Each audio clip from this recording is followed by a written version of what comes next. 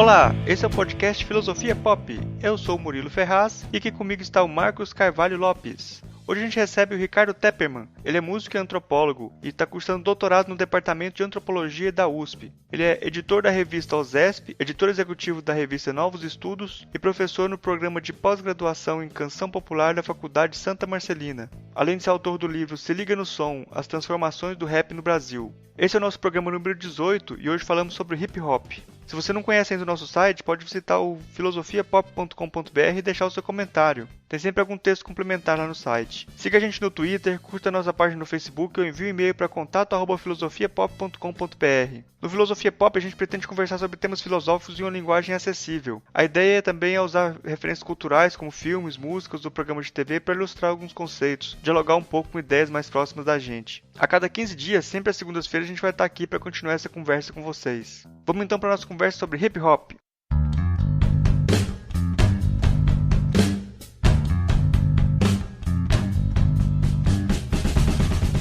Hoje a gente recebe o Ricardo Tepperman.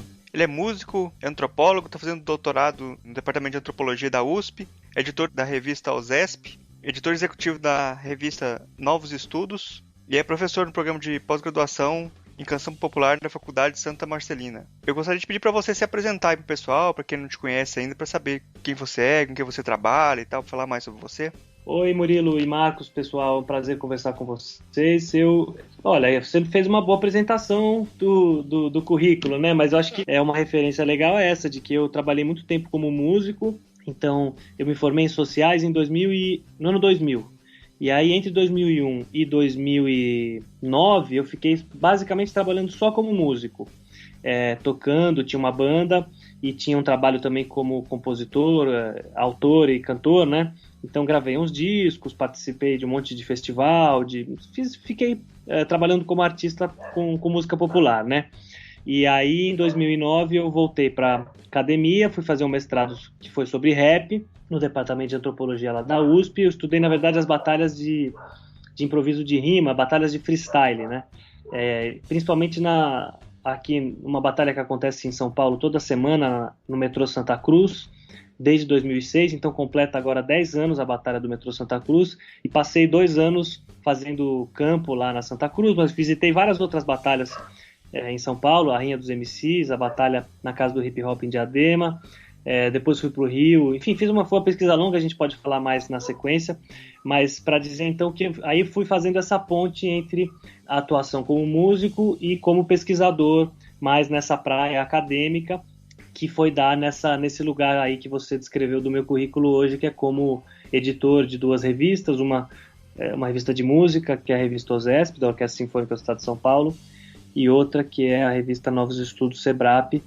O SEBRAP é um centro de pesquisas ligado às ciências humanas em geral, digamos. Então, mas eu estava dizendo que tem uma certa tradição já no Brasil de pessoas que têm esse tipo de atuação ao mesmo tempo um pouco como artistas e um pouco como pesquisadores. Tem um professor hoje que está na Universidade Federal de Pernambuco e da Paraíba, que é o Carlos Sandroni, que acabou de lançar um disco, é um etnomusicólogo, tem um trabalho muito interessante, tem um livro, um dos melhores livros sobre samba, chama Feitiço Decente, e acabou de lançar esse disco, como eu ia dizendo. Aqui em São Paulo tem o Zé Miguel Wisnik e o Luiz Tati, professores na Faculdade de Letras da USP, e que têm carreiras como artistas, enfim. Isso para dizer que esse é o lugar mais ou menos no qual eu me vejo, ainda que, como eu fiquei muito tempo como artista, entre 2001 e 2008, agora nesses últimos anos eu passei para o outro lado do balcão e estou mais como antropólogo, né? Quem sabe mais para frente eu encontro uma maneira de ter essa atuação dupla, com um pé em cada, mais ativo nos dois, né? Enfim, acho que é mais ou menos isso, Murilo, para uma apresentação geral. A nossa conversa de hoje vai ser sobre hip hop e eu gostaria de começar perguntando para você o que é hip hop? A pergunta é grande, né? Vou usar uma resposta que é dessas que, digamos, é mais ou menos disseminada se você for dar um Google, né, na Wikipédia. O África Bambaataa definiu o hip hop como um movimento que tem 5 elementos: o DJ e o MC, que fazem o rap, a dança break, né, de b-boys e b-girls, o grafite, e o quinto elemento é o conhecimento, ou alguma coisa do gênero. Então, hip hop é um termo que designa esse movimento amplo que desde os anos 70 tem uma vitalidade muito grande, então lá se vão logo 40 anos, né, para mais, de movimento ligado muito a jovens de periferia, jovens negros, e que é um movimento que começou muito forte nos Estados Unidos, mas não só feito por americanos, porque se a gente pensa no Bronx do início dos anos 70, tinha uma presença muito forte de imigrantes latinos e caribenhos, Porto Rico, Jamaica. Então, digamos, é um saldo da diáspora negra, né? Você tem jovens filhos de imigrados ou africanos que migraram para os Estados Unidos na época da escravidão, da colônia, ou imigrados mais recentes aí das ilhas caribenhas e do norte da América Latina, mas então o hip hop não é necessariamente um fenômeno americano, é um fenômeno da diáspora negra e que ganhou muita força porque construiu o que alguns autores chamam de orgulho periférico, né? Como ao sentido de que o que é produzido por esses jovens que não estão necessariamente ou não estavam no centro dos interesses políticos e econômicos, nem por isso é uma cultura secundária, é uma cultura muito forte e que não à toa ganhou o mercado e ganhou interesse, força política, interesse para pesquisa como a minha. Então, enfim, é um movimento muito abrangente, o hip hop. A sua pergunta era muito grande, né? De resto, se a gente for falar do livro, eu diria que no Brasil, pelo menos, o rap, agora mais ou menos 30 anos depois dos primeiros passos do rap no Brasil, a gente tem um momento muito novo em que... Vamos falar na sequência, vamos lá, me faz mais perguntas, senão eu não paro de falar, Murilo. Eu acho muito interessante essa posição que você se colocou como essa esquina entre a arte e a academia, né? Ficar nessa esquina é um desafio e também eu acho que no Brasil é um lugar muito rico, porque, como você já disse, a gente tem uma produção, muitas vezes, de muitos acadêmicos que têm essa dualidade, mas também a música popular brasileira é muito pretensiosa, né? E o seu trabalho nesse livro, Se Liga no Som, é muito interessante pela novidade que traz na inclusão do hip hop dentro dessa tentativa de pensar o país, né? Pensando também o hip hop. E você diz no começo do livro que você não quer fazer panorama histórico, mas você quer fazer pensar. E a pergunta é o que o hip hop pensa? O que é o conhecimento? O que é esse quinto elemento do hip hop? Retomando algumas das coisas que você falou, é interessante porque esse lugar de artista e pesquisador, né, em que você sugeriu que a gente está falando que é de onde eu falo, eu não sou rapper, né, eu não tenho, nem sou negro e nem sou da periferia, então eu estou construindo um discurso que é um discurso que nasce lá na USP, né, um discurso digamos, intelectual, construído, e então eu não pretendo poder responder essa pergunta que você faz, o que pensa o hip hop ou o que é o hip hop, digamos, pedindo para mim autoridade sobre isso, né? Querendo dizer que eu sei mais do que os artistas e líderes desse movimento. Em absoluto, me parece que melhor do que eu respondem a essas perguntas os próprios artistas, né? Então, isso dito, realmente eu acho que tem uma contribuição importante que pode ser dada por pessoas como eu, que olham de fora, digamos, né? Então, sem querer ocupar o lugar dos artistas e, sobretudo, conversar com os artistas. Eu tenho tido muito interesse de que os MCs e as pessoas ligadas ao movimento hip hop leiam o livro e faz um mês ou dois eu estava num sarau do Alessandro Buzo, Suburbano Convicto, chama o sarau, aqui na livraria do Buzo, no Bexiga, em São Paulo. E tinha duas pessoas que estavam lá no sarau também. Uma era, não vou nem citar, mas duas pessoas bem bacanas do hip hop, um músico e uma menina que é agitadora de um outro sarau. E eles tinham lido, não o livro, mas tinham lido um artigo que saiu, um artigo que eu escrevi num jornal novo chamado Nexo Jornal, um jornal digital, e e eles propuseram, quer dizer, discordaram um pouco de algumas das ideias que eu apresentava no artigo, e a gente teve um debate muito rico lá, naquele momento. Então, o ponto que estava no artigo e que, de alguma maneira, responde a sua pergunta sobre o que o hip hop pensa, né? Eu diria que o hip hop, pensando no rap no Brasil, tendo Racionais como o grande núcleo em torno do qual o rap gravitou durante muito tempo, né? Então, digamos, 1990, 93, quando sai o Raio-X do Brasil, os Racionais não tinham um discurso que formulava essa ideia de pensar o Brasil, né, como você estava dizendo. Eu concordo que a MPB, a tradição da MPB e a tradição dos estudos sobre a MPB batem muito nessa tecla de que se pode pensar o Brasil e formular, né, um pouco até na tradição dos grandes ensaístas, né, do pensamento social brasileiro, Gilberto Freire, Sérgio Buarque, Caio Prado. Então, a MPB tem uma história aí de formular discursos ambiciosos e abrangentes. Eu diria que o rap, a grande originalidade, inclusive, é de não querer pensar o Brasil, mas sim querer mostrar como há no Brasil uma cisão violenta de classe e de raça.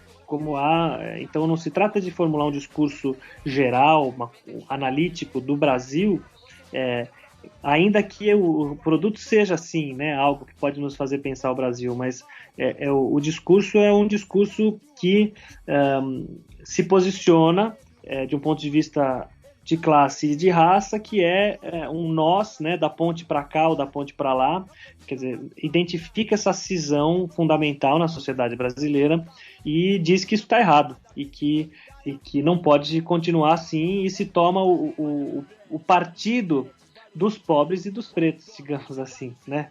Diferente da MPB, que de alguma maneira busca uma síntese, né?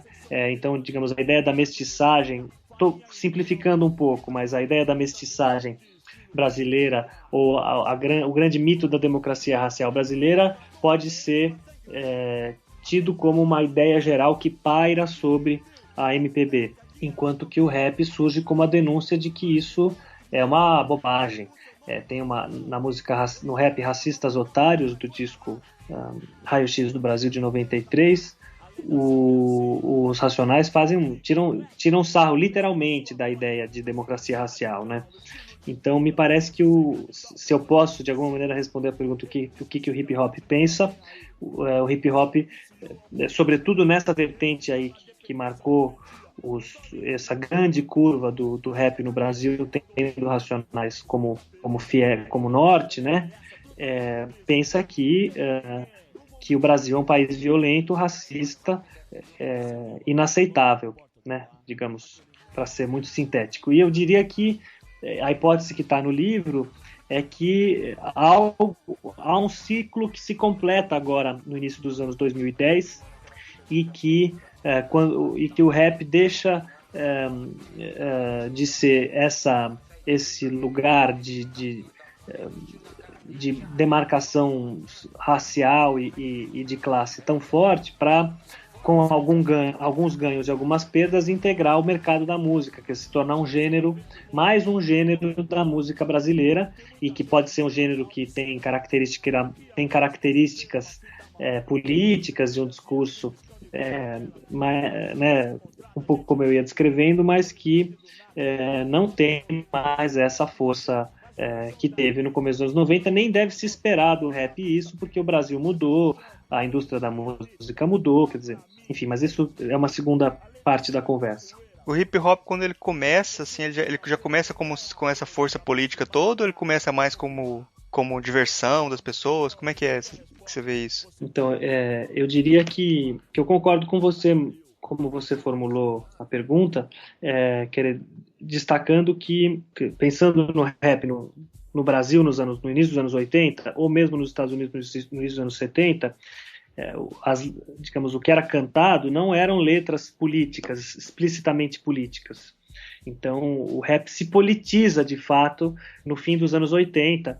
Um grande marco nos Estados Unidos é o grupo Public Enemy, e no Brasil, certamente, os Racionais. Os Racionais abrem o show do Public Enemy em São Paulo, em 1990, salvo engano. Então, aí há, sim, uma politização muito forte no discurso e na atuação dos rappers. Mas nem por isso a gente descartaria ou consideraria apolítico propriamente o que foi os primórdios do hip-hop, seja nos Estados Unidos, seja no Brasil, porque se a gente pensa que o hip-hop nasce como festa de rua de populações, né, de jovens negros e pobres nas periferias dos Estados Unidos, no sul do Bronx, ou a break dance com vários grupos de break e as festas, as equipes de baile que eram muito fortes em São Paulo e no Rio, mas também em Brasília e por todo o Brasil no final dos anos 70, começo dos anos 80, quer dizer, tem uma ligação forte do hip-hop com o movimento negro. Então, quer dizer, há uma dimensão política inerente a essas festas, porque se tratava já de defender ou celebrar uma identidade negra, e ainda que isso não estivesse no discurso das letras, nem no posicionamento dos artistas, quer dizer, que os artistas circulavam, você vê, no livro eu mostro, tem grupos de break que vão no programa da Xuxa, na TV Manchete, no começo dos anos 80, quer dizer, então não tinha essa combatividade política que o rap vai ganhar com os Racionais no Brasil, mas tinha sim um caráter político na medida em que a questão racial certamente é uma questão política, né? Ricardo, eu acho que uma coisa que é bem interessante é o lugar diferente também que o hip hop vai ocupar em culturas diversas. Assim, tem um texto que eu me lembro que me chamou muita atenção do Hermano Viana, que ele foi assistir um show de hip hop na África e abraçar uma cultura norte-americana era algo de resistência depois do período de descolonização, né, dentro da África. E aqui no Brasil parece que tem uma questão bem dialética aí. Também em relação a essa crítica de você estar se aproximando dos americanos, copiando os americanos, né? E, por outro lado, com certeza as pessoas se apropriam de elementos e constroem coisas diferentes, né? Eu queria que você comentasse um pouco sobre isso, essa diferença de apropriação também da música. Eu acho bacana esse ponto que você levanta também, porque, como eu disse agora há pouco, mesmo o que a gente conhece como o berço do rap, né, o Bronx, quer dizer, que é a periferia ao norte de Manhattan, em Nova York, o sul do Bronx, principalmente, que era uma área muito, muito pobre no início dos anos 70, e onde esses imigrantes porto-riquenhos, jamaicanos e muitos negros estabelecidos nos Estados Unidos já há mais décadas, eu diria que essa imagem de que o rap é uma coisa de americano é um preconceito que a gente vê, sobretudo em quem realmente não conhece nada do gênero, né? Quer dizer, tem uma coisa um pouco Tinhorão, que é um grande crítico, um dos maiores estudiosos da música brasileira, mas que tem uma espécie de anti-americanismo atávico e grosseiro, vulgar, né? Então ele que diz que rap, inclusive o Tinhorão brinca em várias entrevistas, diz que não é que o rap nasceu no Brasil, porque é o repente, tal, faz uma aproximação que também muita gente que não conhece rap, aliás, nem repente faz. É claro que, um comentário rápido, rap e repente podem ter coisas a ver, né, no sentido de que são músicas que usam muito improviso, muitas vezes, e pouca melodia com alturas, sobretudo o rap, mas não tem ligação histórica nenhuma, né, na origem, eu diria. Mas eu ia descrevendo como algo que a gente já falou, na origem do rap nos Estados Unidos, muitos dos principais criadores do que veio a se estabelecer como, né, dos principais parâmetros do rap, quer dizer, o jeito de se discotecar, o jeito de lidar com os discos como DJ, o jeito de cantar, o jeito de dançar, quer dizer, são imigrantes caribenhos, muitos porto-riquenhos, jamaicanos, sem falar nos próprios americanos que são afro-americanos, quer dizer, então você tem uma ideia que eu acho interessante, é de pensar o hip-hop como um produto da diáspora negra, mais do que como algo estritamente americano, e que rapidamente vai ser, que de fato tem um momento inaugural no Bronx, quer dizer, nos Estados Unidos, e depois nos Estados Unidos o rap se torna um gênero muito forte no mercado, da música, principalmente nos anos 90, já nos anos 80, mas sobretudo dos anos 90 para cá, um dos principais gêneros da indústria da música, em alguns anos o principal. Isso é algo que no Brasil não aconteceu e que nos últimos anos começa a acontecer, né? A gente pode falar também a seguir. Mas então, de fato, como você mencionava, a partir do texto do Emmanuel Viana, o rap é apropriado em vários lugares do mundo, na África, na Ásia, na Europa, em vários países da América do Sul. E ele é imediatamente, pensando no caso do Brasil, que é o que eu conheço um pouco melhor, ele é imediatamente lido, né? Quer dizer, não é uma cópia fiel, nunca quis ser uma cópia fiel. São cópias originais, quer dizer, você se inspira, mas são, desde o primeiro momento, do momento 1 do rap no Brasil, você tem interpretações originais e únicas do que é esse gênero, né? Depois você pode pensar em casos como Marcelo D2, Rapping Hood, alguns artistas que tentaram fazer uma síntese do rap com a música brasileira. Então, deliberadamente propondo uma alternativa brasileira ao rap, mas mesmo artistas que nunca tentam fazer isso, fazem rap de maneira muito original, e depois precisa avaliar cada um dos artistas e cada uma das produções para ver quão original, seja em relação ao que é feito nos Estados Unidos, ou simplesmente quão original e interessante é a produção, independente de ser americano ou não, que me parece uma falsa questão. Uma questão que sempre aparece, eu acho que você, por ser músico e por ter escrito livro também sobre isso, é uma pessoa boa para responder, é que tem muita gente que fica falando que rap, hip hop não é música. Eu perguntava se hip hop é música?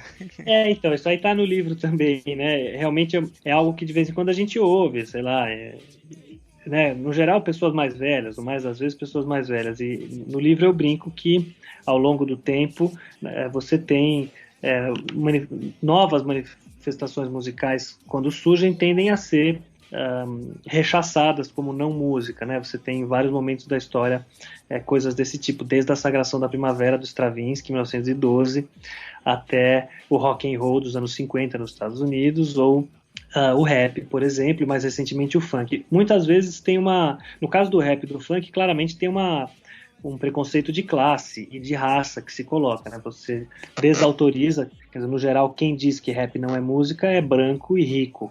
E então velho, você desautoriza o jovem negro pobre, como se não fosse possível produzir uma cultura diferente da sua. Agora, o que há de, digamos, se é que há algo de objetivo na afirmação de que rap não é música? Eu diria que o que há de principal nessa afirmação é algo político, mas o que há de objetivo é que os elementos musicais que são mobilizados no rap diferem radicalmente do que é tido como valorizado na tradição branca ocidental, da música clássica europeia. Quer dizer, a harmonia e melodia, que são os dois grandes elementos musicais que estão em questão quando se fala de música clássica europeia, são elementos secundários no rap. No rap não se trata de harmonia nem de melodia, se trata de ritmo e de letra, né? Rhythm and poetry, ritmo e poesia. Não é à toa que essa definição do rap como uma sigla para ritmo e poesia tenha colado, ainda que não tenha lastro histórico para dizer que é isso que significa rap. Mas então o jeito de se cantar no rap é um jeito muito original, porque, né, a gente não se usa, no geral, alturas, notas musicais definidas, né? Você tem essa espécie de canto falado, que então é facilmente denunciado como não música, porque um leigo ouve aquilo e fala, isso não é música, a pessoa está falando, mas não está falando, é um jeito de cantar.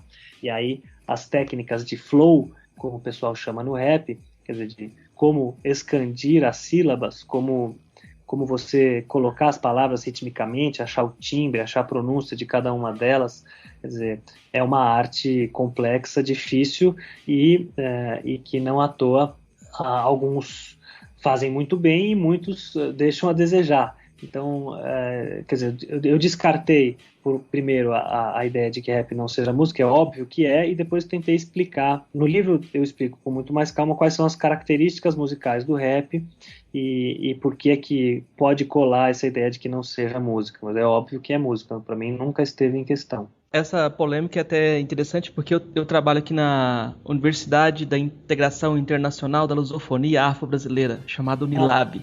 Legal, hein? Eu não sei se você conhece, aqui a metade dos alunos são de países africanos, e aqui a gente tem um grupo de hip hop que eu coordeno com alunos africanos. This is Bota Fala. One more time. Brasil, África, não há preconceito. Sei lá. Eu sou negro, eu sou preto, eu sou africano, com muito orgulho. Não é que eu pude parar, no mesmo que gente se fala não. Sempre cabeça erguida, vamos conquistar. Estudantes éramos levados para a Europa. Eles estranham muito o hip hop brasileiro, o rap, porque para eles é muito mais melodioso. Eles trabalham com hip hop e lá tem que ter refrão. Se não tem refrão, não é tão interessante. O interessante é o refrão, sabe? Então eu tô trabalhando com hip hop com eles e eles são líricos. Muito interessante isso. Enquanto nós aqui somos épicos, né? Você pode falar assim, o hip hop brasileiro é épico, o hip hop, pelo menos o que eles estão trazendo, é lírico. Só que dentro do projeto do grupo, que chama Bota Fala, eu pedi para eles fazerem uma primeira música sobre a experiência nova deles no Brasil, que é a experiência do preconceito, né? Lá não é um problema para eles dentro de Guiné-Bissau, não é um problema, é novidade. E aí, logicamente, para falar desse tema, eles se tornaram épicos. A canção que eles fizeram foi épica, mas mantiveram a necessidade do refrão, né? Que é uma coisa que geralmente no rap nacional não é tão comum. Mas a esfera da diversão, para eles, não se separa da esfera política. Então, o hip hop lá é sempre, muitas vezes, fala de bebedeira, de divertimento no sentido mais comum da música de entretenimento. Aí eu queria comentar, eu acho que é importante que você comente essa distinção entre duas escolas. Você faz essa distinção, eu acho que ela é muito rica, entre duas escolas do rock, do hip hop brasileiro. A inicial do Racionais, acho que Sabotagem também entra nessa primeira geração, a velha geração, e a nova geração do Criolo Emicida. O que tem diferente politicamente nas duas e também musicalmente? Tem muitas coisas interessantes aí no que você falou, então eu vou tentar ir comentando, mas é muito assunto, mas essa conversa aí é comprida, que você puxou um monte de coisas interessantes mesmo. Então, primeiro eu queria comentar isso que você falou sobre os estudantes africanos que estão aí no seu grupo e que então esse relato de que eles têm uma experiência com rap, com refrão, e que você muito bem definiu como um rap mais lírico, enquanto a nossa tradição de rap brasileiro, e de novo, sobretudo por causa dos Racionais, eu diria, é um rap mais épico. Acho que você usou muito bem as duas categorias aí, com essa ressalva de que, sobretudo, essa linhagem dos Racionais é épica, né? Você tem, de resto, muitas outras experiências de rap no Brasil em que a dimensão lírica teve presente, mas eu concordo com você, nunca foi a linha hegemônica nesses 30 anos. E, no entanto, mais recentemente, eu diria que o lirismo vem sendo inserido aí. Por uma série de razões, o rap tem se transformado e tem se tornado mais lírico. A gente nota, você mencionou o Emicida e o Criolo, de fato, nos últimos discos deles, ambos cantam músicas não só com refrão, mas eles cantam músicas com melodias afinadas, né? Então, isso é uma ruptura radical com a história do rap no Brasil. Você tem refrões cantados com melodias já no fim dos anos 80, no início dos anos 90, eles são minoritários, mas eu penso num exemplo bem conhecido, que é o Taíde DJ 1 com a Paula Lima, aquela Que Tempo Bom Que Não Volta Nunca Mais, né?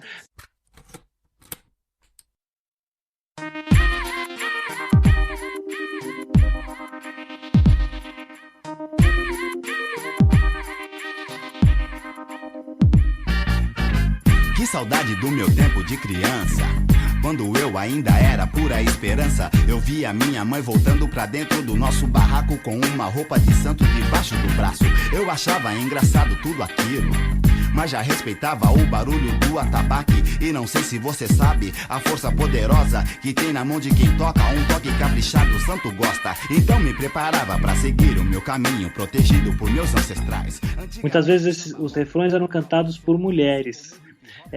Quando a gente fala sobre a participação das mulheres no rap nacional, essa é uma das primeiras, além de muitas big girls, dançarinas de break, que desde o começo dos anos 80 atuavam, e de algumas MCs que rimavam também rap, você tem muitas mulheres cantando os refrões, e os refrões são, por definição, uma espécie de momento de congraçamento, né, de conciliação. Você tem a dimensão lírica que entra e todo mundo canta junto, por isso se congraça.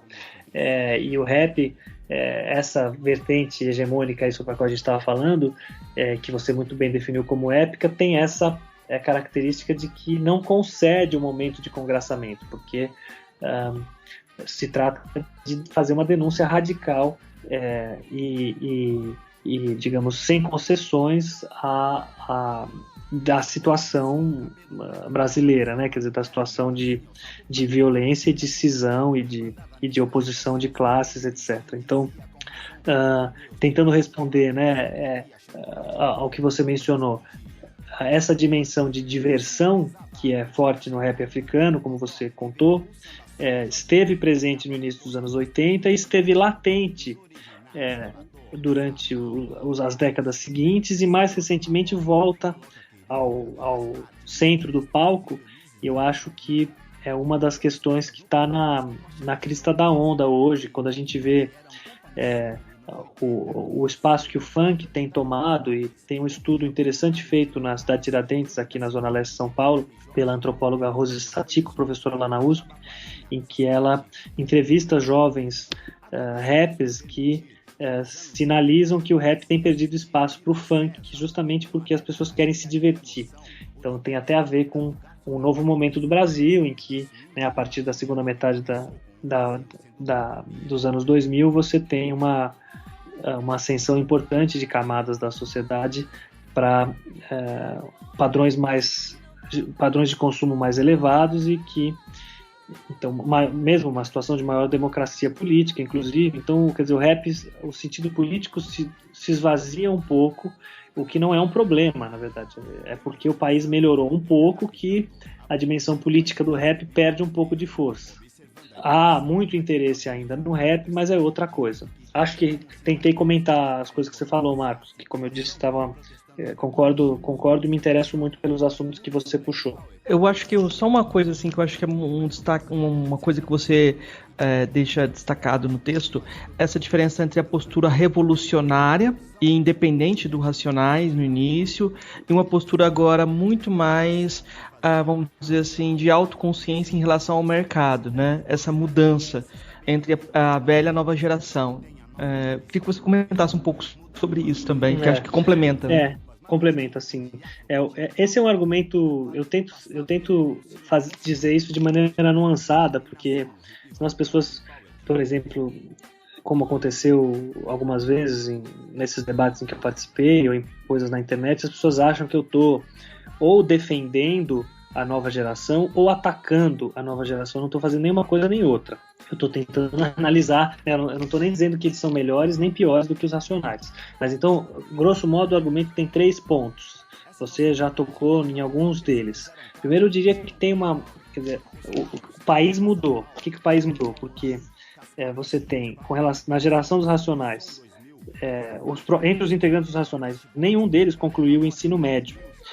E a maior parte deles não concluiu sequer a 8ª série. Enquanto que na geração do Emicida do Criolo, não só ambos terminaram o ensino médio, como cursaram ou faculdade ou um curso técnico. Então todos têm uma escolaridade muito mais completa e de maior qualidade do que os da geração do início dos anos 80. Então tem uma mudança, esse nível de escolaridade muda tudo. Não significa que eles sejam melhores, produzam algo de maior qualidade, significa só que você olha para o mundo de um outro lugar. Né? Você teve, inclusive o pessoal da geração dessa nova escola participou, tinha eventualmente festivais de rap na própria escola, etc.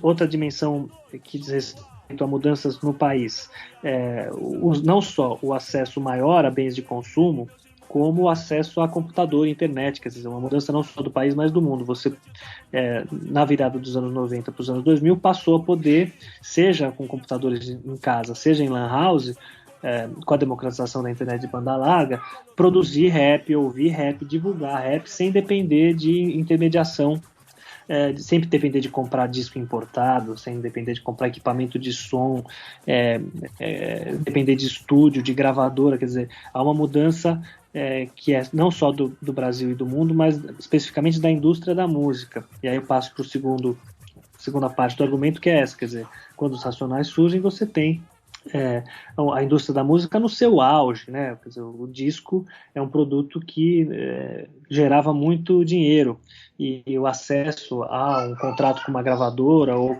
com uma distribuidora, com produtores, etc., isso era uma dimensão fundamental da produção para se inserir no mercado da música. Isso muda muito dos anos 2000 para cá. Então, os Racionais, quando assumiam aquela postura que eu chamei de revolucionária, como você lembrou, ao não aceitar a maior parte dos convites para entrevista, para não aceitar nenhum tipo de participar de festivais de música patrocinados por grandes empresas, ou isso estou falando nos anos 90, quer dizer, esse tipo de posicionamento com relação ao mercado da música, que era um posicionamento que a gente pode chamar de revolucionário, eu entendo, quer dizer, circulando sobretudo nos palcos de periferia, nas rádios de periferia, com uma gravadora, a Zimbábue, que era uma gravadora ligada aos movimentos sociais também, ao movimento negro, aos bailes black, enfim, tem um tipo você faz uma oposição, uma recusa radical ou mesmo revolucionária ao sistema, digamos. E dos anos 2000 para cá não há mais necessidade de se fazer isso, até porque a indústria da música já não é mais a mesma, quer dizer, e aí o caso do Emicida é notável porque ele com o irmão dele, Evandro Fiotti, criaram uma empresa, Laboratório Fantasma, que é uma referência para o mercado o novo mercado da música, não só para o rap, né? Então eles se posicionam de maneira muito forte no que é hoje o mercado da música. Enfim, essa era a segunda dimensão. E a terceira, mais geral, é a grande mudança política mesmo. Os Racionais nascem na ressaca da ditadura militar. E, quer dizer, a gente tem 30 anos de democracia desde então, praticamente quase 30 anos. Isso faz muita diferença, né? O tipo de racismo e de violência policial, de violência política que se vivia no início dos anos 90, muito mais radical e sem esperança do que hoje. Não que hoje as coisas estejam bem, a gente vê todo dia, né, notícias de discriminação racial, de violência policial brutal, assassinatos, quer dizer, é terrível a realidade brasileira ainda hoje, mas não dá para comparar com a realidade brasileira dos anos 80, fim dos anos 80, começo dos anos 90, quer dizer, é claro que o país melhorou. Então, o rap hoje, se a gente pensa nos trabalhos, o Emicida e o Criolo são dois ícones e que tem junto deles uma geração enorme, com muitos artistas produzindo. Eu diria que são essas grandes mudanças no Brasil, no rap e na indústria da música que justificam dizer que há algo de novo, né? Quer dizer, que um primeiro grande ciclo do rap no Brasil se encerrou e tem outro ciclo se iniciando agora, em que o rap ocupa um lugar de música negra no mercado hegemônico, para usar uma expressão do professor Walter Garcia aqui do IED na USP, que é um estudioso de Racionais. Tá, ok, então vamos para as indicações então? Ricardo, você trouxe alguma coisa aí pra indicar pra gente? Olha, tem um negócio que, pra quem quiser, quem não conhecer rap e quiser, porque eu não tenho intenção de, digamos, mostrar as grandes novidades do rap para quem é do rap, para quem conhece rap. Os rappers conhecem muito mais rap do que eu, não tenho a menor dúvida. Isso faço questão a gente falou sobre isso no começo, faço questão de repetir. Eu faço um exercício de pensar a música e me lancei a esse desafio de pensar o rap, e estudei bastante, o suficiente para achar que eu tinha condição e que tenho condição de falar alguma coisa a respeito. Mas então é diferente de, né, quer dizer, de pontificar a respeito do que é bom ou não é no rap. Ainda mais hoje em dia com a internet e a moçada, eu tenho já 37 anos, quem tem 17 está o tempo inteiro na internet fuçando, certamente conhece muito mais coisa do que eu. Mas eu vou indicar algumas coisas que são ligadas ao lugar de onde eu falo, portanto da academia.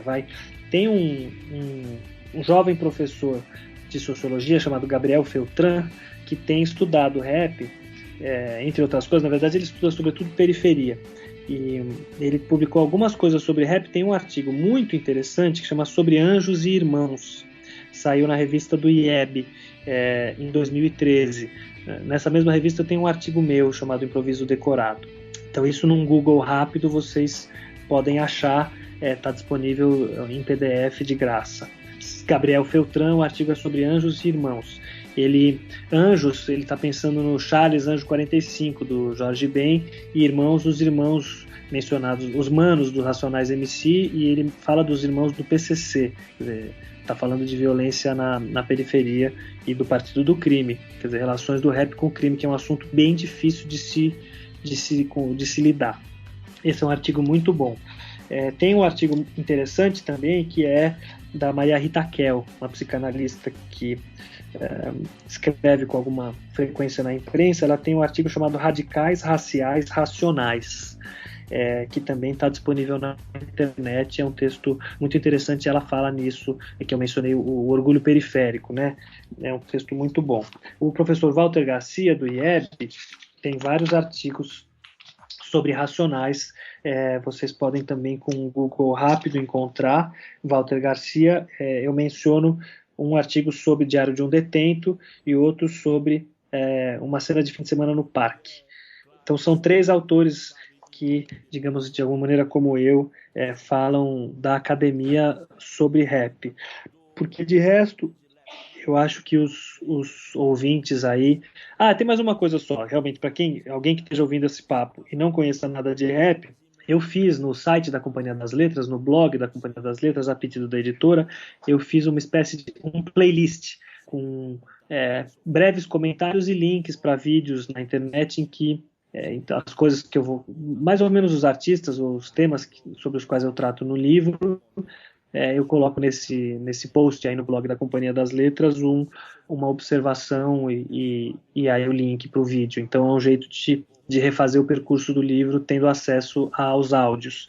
Vocês podem colocar o link aí, pessoal, viu, Murilo e Marcos?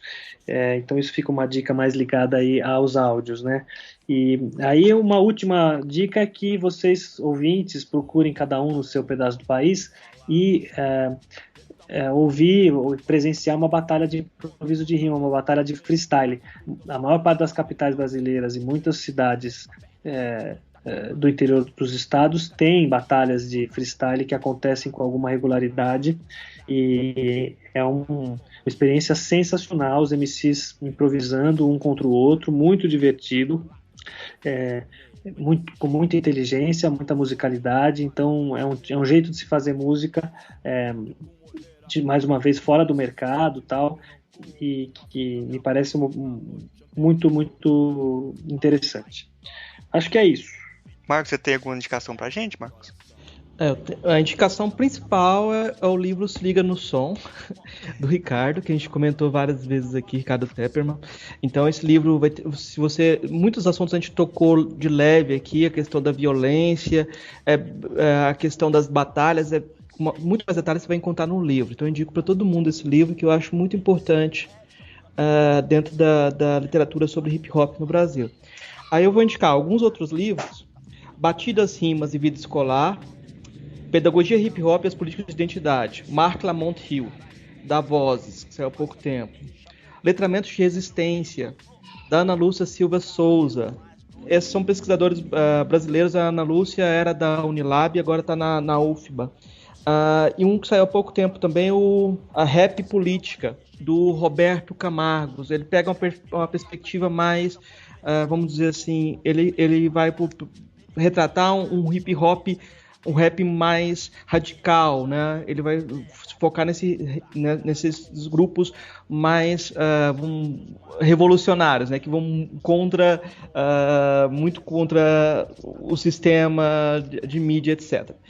Dentro do lado da filosofia, tem duas indicações. O Richard Schusterman, Vivendo a Arte, é um livro que está esgotado, mas talvez vocês encontrem aí nos sebos. E Hip Hop e a Filosofia, do William Irving também, que é um livro interessante. Agora, sobre música, eu queria indicar o Botafala, eu já indico toda vez, então todo mundo já sabe que eu vou indicar o Botafala, mas eu vou indicar também o Pingo do Rap.